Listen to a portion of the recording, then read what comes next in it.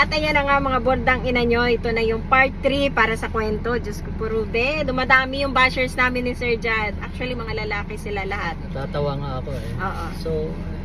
So Ngayon guys, ngayon ikwento namin dito paano kami nagkita o paano kami nagkita muli ni Sir Jad. Anong naging buhay niya nung wala na ako at saka nagkaroon na rin ako ng sariling pamilya. At the same time, dito ninyo maintindihan, kaya i-share nyo tong video. Lalong-lalo na sa mga bashers, dito ninyo maintindihan na ang sinakripisyo naming dalawa, lalo na siya, ang sinakripisyo namin para dumito sa lugar na to, hindi to para sa aming dalawa. O ayan, so, di ba, yun na yung nangyari sa akin, kasi 1997, umalis na nga ako ng Cebu, umuwi na ako na Bacolod, di ba, naikwento ko doon sa part 2, sa kay Paring Dayo, How I Met Paring Dayo. So, umuwi ka na Bacolod, and then lumuwas ako ng Maynila para hanapin yung nanay ko. So, naikwento ko na yun doon. Balikan nyo na lang. Nandun sa YouTube channel ko. Ano nangyari sa'yo na noon? Ako naman, Nagpapakiti. Hindi, ang nangyari naman sa akin, syempre, very disappointed yung parents ko. So, ang tingin ng parents sa akin that time is nagiging black shift talaga. Ang hirap dahil nawawala na yung tiwala ng magulang mo eh. Syempre, ako yung panganay. So, mataas ang expectation nila. So, since hindi na maganda yung environment ko, so, marami din akong pinagdadaanan habang binata.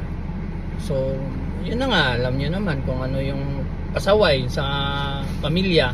So, since nung maghiwalay kasi tayo, 4 years hindi ako nakabangon. Kumbaga, lugmok din. So, maraming mga hindi magandang nangyari sa buhay ko hanggang nagkaroon ako ng anak. So, nagkaroon ako ng anak, doon ako nag-decide na ituwid yung buhay ko. So, umalis ako ng Cebu. Pumunta ako ng Manila noong 2004. Ako yung nasa 2004. Ikaw naman sa Batangas. 2004 nandito ako na. Kasi 19, di ba guys, 1998 kami nagkakilala ni Paring Dayo. Yan. So, ako naman, noong 2004, walang-wala talaga. Kasi ako, tumakas din ako eh. Sorry sa sisters ko kinuha ko yung pera niya doon sa ilalim ng unan. Dahil nagtatrabaho yung sister ko para lang makapunta ng Manila. So ginawa ko, sumakay ako ng barko. Hindi na ako nagpaalam ng parents ko. So syempre galit na galit dahil ilang weeks na hindi nila ako nakita nasa Cebu. Yun ang pala, nasa Manila na ako. So kasama na yung anak ko doon kasi nauna silang pumunta ng Manila eh. So ayun, from Taguig nilakad ko hanggang Libertad. So nagtrabaho ako doon bilang construction worker. Kung matandaan nyo, dyan sa may St. Mary's, tapat niyan may St. Teresa, kami pong gumagawa niyan for 4 years. So alam niyo naman trabaho ng pahinante, talagang buhatan mula alas 7 or construction? Yun na nga, pahinante ang tawag sa labor. Oo, from 7 to 10 walang pahinga yan, tapos kinabukasan ulit. So tiniis ko yun dahil syempre gusto ko nang magbago dahil may anak na ako eh. 2004. Oo, dyan sa ang tinirhan ko naman dyan sa tapat ng libingan ng Bayani. Dating yan ng kampo ng mga sundalo, C5. Ngayon ginagawa na, ayaw ko kung ano na nangyari. So tumira din sa barong-barong, minsan nakaranas din, minsan hindi. Ilan na anak niyo no? Isa pa lang. So nakaranas din hanggang sa si Jasper na. Hanggang si Jasper. So kung ano man yung hirap na nakikita nyo sa ibang tao, mas matindi pa talaga ang dinaanan. Kasi kahit ako, lumusob ako sa kanal. Alam niyo sa libingan ng Bayani, may malaking kanal dyan, papuntang market. Kung tanda na nila ng iba doon. Meron dyang malaking kanal, kami yung tagalinis dyan. So tinanggap ko yan kasi malaki ang Saudi eh. 350 Grabe yun. din yung dinanas niya talaga 350 guys. per day eh. So ayun. So lang yan siya Ngayon, ang nangyari sa akin, dahil gawa nga ng hindi stable ang trabaho ko eh.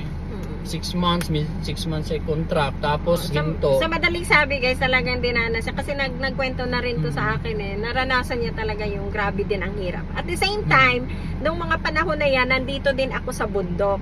Nagkakaingin, nagkukupras, nag-uuling yan kasama si Paring Dayo. diba? Tapos naranasan, pareha kami, nakaranas ng talagang Ang hirap. ikalugmok talaga sa Oo, buhay. oo. Sa pinasok namin. Kasi yun nga, nagkapamilya na. And Iba then, na rin ang responsibility. Kailan ka So, bumalik ng ng Cebu?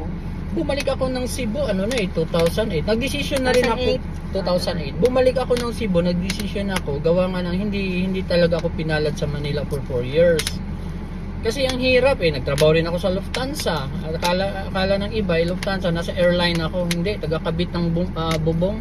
Yung sa Ang payat mo pa man din, no? Sobra ang payat. So, nung pag-uwi ko ng Cebu 2008, gumanda ang buhay ko dahil binigyan ako ng pagkakataon ng isang company. Tawag is yung company namin dati is Tenderbox. Nasa Tenderbox sa Cebu. O sa Cebu for 4 years hanggang kinuha ko na isang chef na pumunta ng Dubai Ayun. noong 2010. So dinecline ko 'yon. Noong 2012 na-meet ko uli si girl yung yung nag-trap sa atin.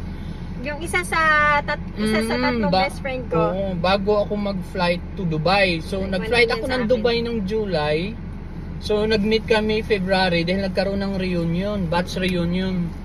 Kwento niya sa akin. Oo, so ngayon, ang ginawa ko, nandun pa yung ex ko. Sabi ko, saglit ha, excuse lang. May kausapin lang ako na close ko dati. Sabi, nagsisinungaling pa sa... Di sabi ko, kumusta na? May balita ka ba kay Kat? Sabi niya, ayun, kung ano yung puno, yan ang bunga. So sabi ko, parang hindi maganda yung kalagayan. Kasi guys, nung 2010, I had my first Facebook, yun nga yung Margo, and then yun ang ini-add ko, yung friend ko na yon. Nagkakwentuhan kami doon, then I was asking her about Junel, about Sir Jad, at wala din siyang naging balita na. So 2010 yun. So kaya yun naikwento niya sa'yo. Yun Kasi na, talagang it was a hard life when I was at the call center. Kasi nagsistruggle ako noon na makuha ko yung mga anak ko, kung paano ko makuha mga anak ko.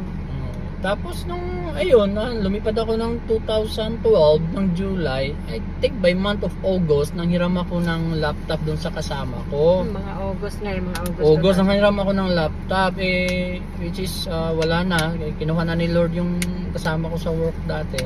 Nanghiraman ko ng laptop. So doon ako nag-search kasi binigay sa akin ng girl yung sinabi ko na kaibigan natin before. Sabi niya, i-search mo lang to, Margo, kasi hindi daw yung page mo, yung Facebook account mo. So sinearch ko. Tagal, siguro mga 3 days din ako bago nakuha yung pangalan mo. Nung makita ko yung profile nito, yung tinype ko yung Margo, lumabas. So sabi ko, alin kaya dito? Di ba kasi pag nagsisearch tayo maraming lalabas o kapangalan. So tinignan ko talaga isa-isa. Ngayon may isang Margo na parang kamukha mo. Hindi yun ang kamukha mo. So yung binuksan ko. Sabi ko, gulat na gulat ako. Siya ba to? Kasi ang suot niya that time is tube. naka-tubeless. Tubeless. Tube naman? Ano yun? Sasakyan. Tubeless. Naka-tube daw. Naka-tube. Ngayon, siyempre, nung naka-tube siya, labas yung kaluluwa. Grabe naman sa kaluluwa, ganyan lang. Ngayon, sabi ko, siyempre, wag na tayong maglokohan, lalaki din ako. So, ini-zoom ko. Pala, nagnasa ka na kaagad sa akin. Ay, hindi naman maiwasan yan sa lalaki. Kaya nga marami ngayon makikita mo so, bring back the memories. Oo. So, tinitingnan ko, sabi ko, ito ba yung niya, yung size niya? Parang hindi naman. Tapos, nung tiningnan ko yung mukha, dito ko nakita. Yes, ito medyo na to ngayon, medyo mapusyaw na to kasi tinatry ko to tanggalin. Sabi ko, ito first impression ko talaga sa kanya, yung physical mo na, sabi ko, wow, ang ganda niya na. Tapos dati tong kulot nakapag-riba na rin. Kulot kasi kulot ako dati. Nakapag-riba na rin. So ako naman, parang nagdadalawang isip na baka nagkamali lang ako dahil gawa nga ng una kong balita na hindi daw parang hindi maganda yung kalagayan. So syempre, nagtataka ako baka hindi siya So tinry ko i-message. Nag-usap tayo noon. Then doon ko na sinabi din sa kanya. Tapos hindi pala nung ma-accept, ito naman sa part nung nagkaroon ako ng Facebook ko na nga 2010, hinanap ko talaga siya guys. As in, siya yung una kong hinanap. Tapos wala ako. And then, kaya ngayon nakausap ko yun si, yung kaibigan namin. Wala talaga. And then, nag-close ang account ko nun eh. Kasi hindi ko ma-open, hindi ko maalam yung password. Kaya gumawa ko ng panibago. Yung panibago, ito na yun. Ito na. So, doon na kami nag-usap. And then, kinawento niya na yung nangyari sa kanya. At the same, ganun lang, yung casual na kwentuhan lang.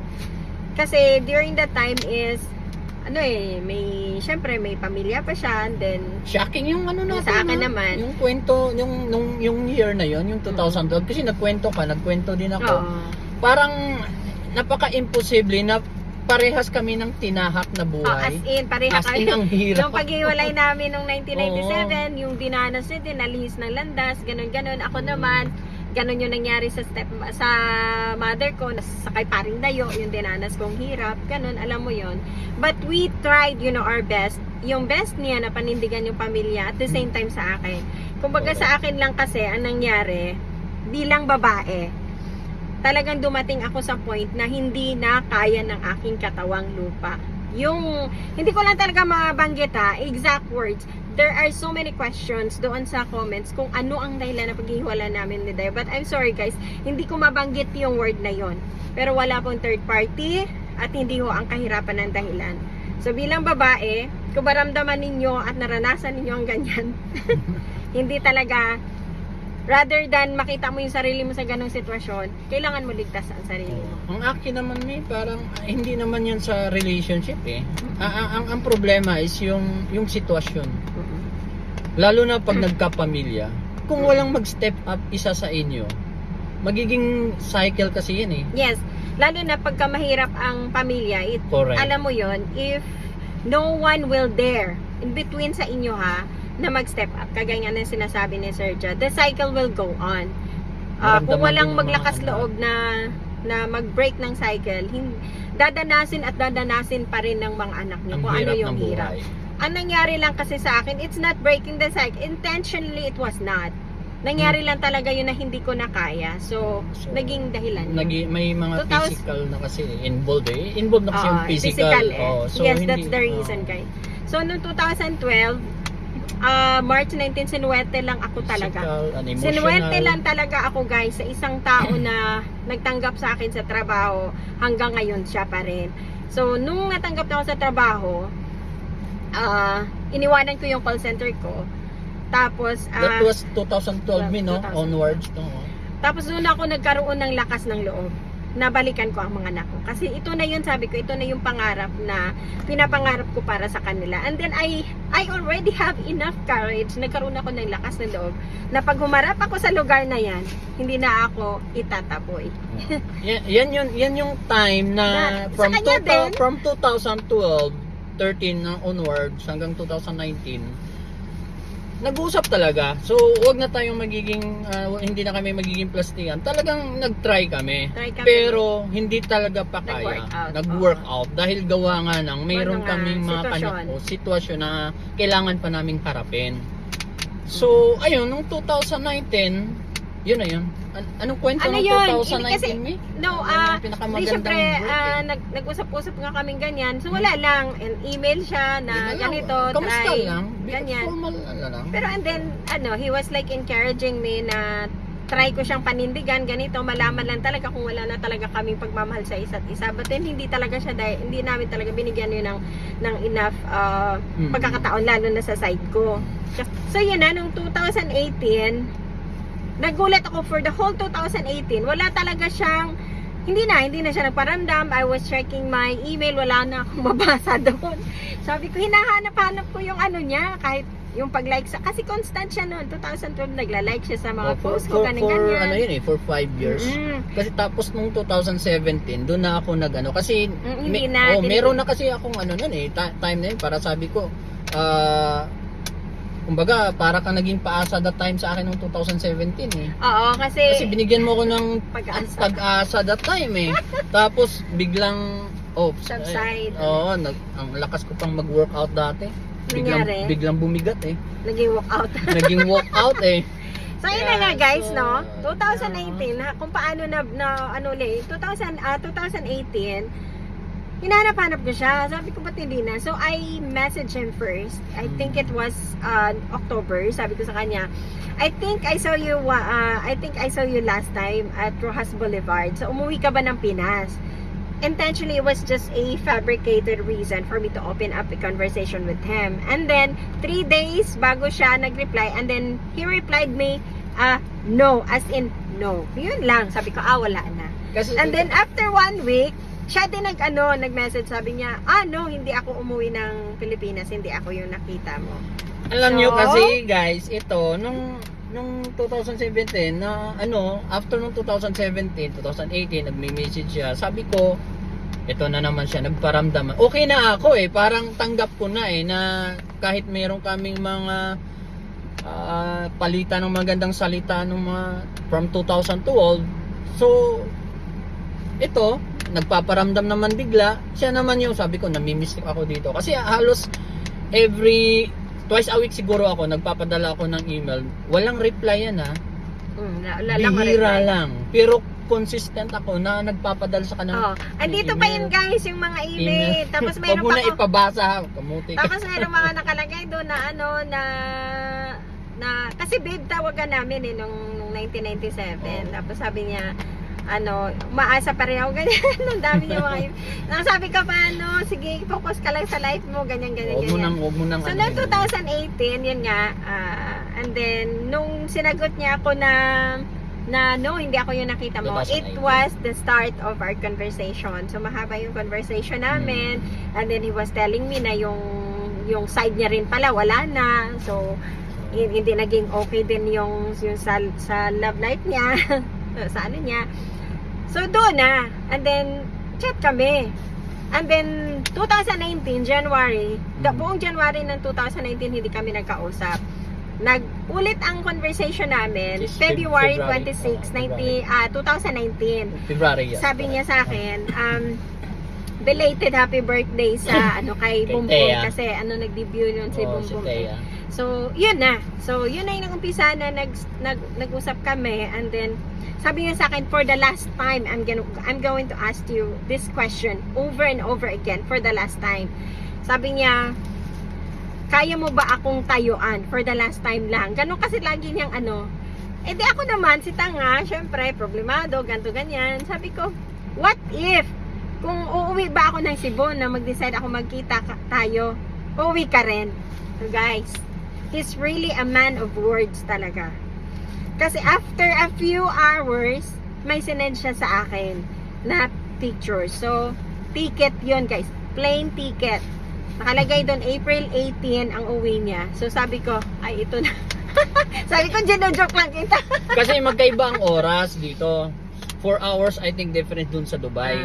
So, ginawa ko, nung nagsabi niya, na nagtanong siya kumbaga, nagtanong ko kung sure ka na ba. Sabi niya, bakit kung mag-meet ba tayo, uwi ka rin? Siyempre, uwi ako. So ngayon, kinausap ko na yung amo ko, yung boss ko, na magbakasyon ako for 15 days. Pumayag naman, nag-approve. So dali-dali ka agad ako dun sa HR, i-book agad ako ng ticket. So si HR naman, dahil close, dahil Pinay, so ginawan ka agad niya ako. Sabi ko, urgent, may emergency lang. So ngayon, ginawa ng HR, book agad. So pinadala ko yung ticket sa kanya. To prove na ayun na. okay. Natrap na ang Huwag mo kung ina. dahil sabi ko pa nga sa kanya, may alam mo kung magkano ang ticket, nasa Emirates Airline yan. Kahit i-search mo yan sa makikita mo kung magkano So, ang anyway, ticket. guys, sabi ko naman, sige, ito na siguro yan para matuldukan kung talagang anong maging reaksyon namin dalawa pag nagkita kami. So, April 18, he was already there sa Cebu, sa hotel, and then 19 ang dating ko, 10 o'clock na umaga. So, Correct. pagbaba ng ng plane, Diyos ko, alam mo yung dinadaga na yung dibdib ko sa mga basyo ko, sasabihin Nauna ko ng nauwi. Hapon ka, gabi ka dumating ng 18. Ako naman 19 ang umaga. So, talagang kinabahan ako. Ayun na, sabi ko, ano bang damit mo, ganto ganyan? Diyos ko, punta muna ako ng CR, sa toilet. Nag-ano muna ako, nag-refresh. Kinabahan din ako nun Sabi ko, ito na, pagkadating ko nun sa lobby, tinitingnan ko siya.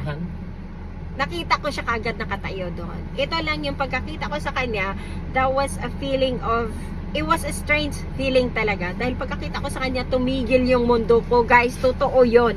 Yung mga kinakwento sa pelikula, totoo yon. As in, tumigil yung mundo ko na parang umiikot ng papaganyan. Tapos, laglag yung luha ko dito, diba? Iyak na ako ng iyak, iyak. Hanggang sa dumating kami sa kasi nag-book ako ng... Ito, ang hindi ko maihakbang ang paa ko. As in, hindi talaga ako, hindi ko alam kung ano nangyari. So, hindi ko mahakbang. Lumapit na lang siya sa akin. Tapos, niyakap niya ako without any words. Tapos, sinalikan ako sa noo. Talagang, alam mo, iyak ako ng iyak. As in, nung makita siya, sabi ko, I have had enough of my life. Parang pagod na pagod ako, and then dumating siya, sabi ko, ito na yon. Sabi ko ganon. Tapos, naiyak na naman ako. Tapos, ayun na. Then, we spent 15 days together. So, ang ginawa namin for 15 days, nag-uusap kami, syempre, kung ano yung mga possible na mangyayari. So, it's between us muna ang ginagawa namin. Kasi yung pagkikita namin, ano yun eh, it was a part of a plan.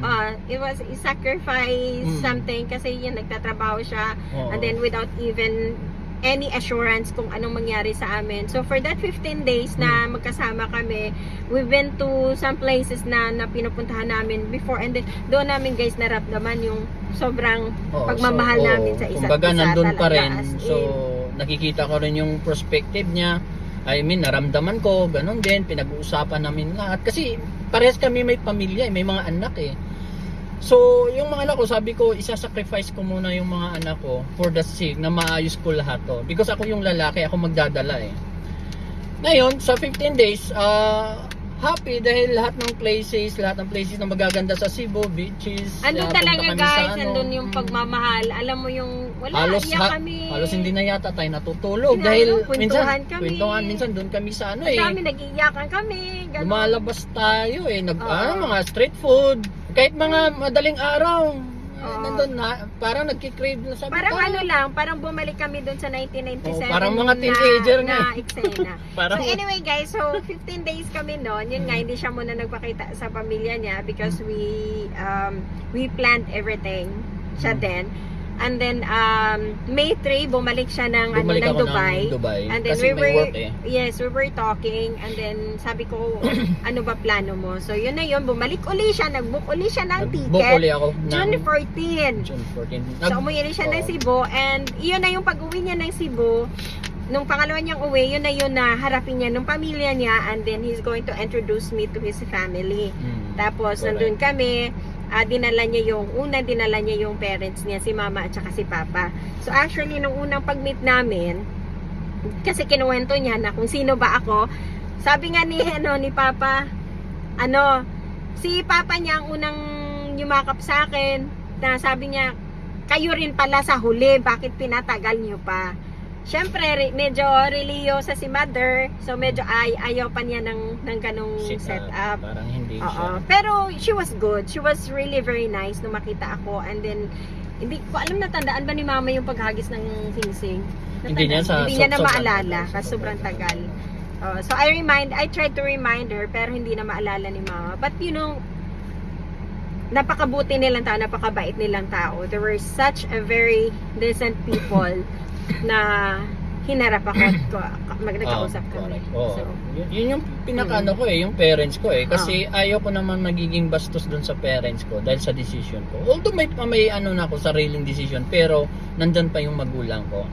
So, ang gusto ko kasi na maayos lahat. So, in-introduce ko to sa parents ko para alam nila na sino sa kapatid niya. Sa mga kapatid niya. Ko. Yung family ko muna. And then, sa mga anak niya na din. So, yun na, ilang days din tayo nun. Kinulang ako ng days pero yung mga anak ko na naipakilala ko naman lahat. Pero yun na nga, awkward pa the time dahil first time pa nila mag-ito he's really such a family man, guys. He was a very responsible father. Alam mo yung sabi ko nga, ang swerte ng mga pangasawa.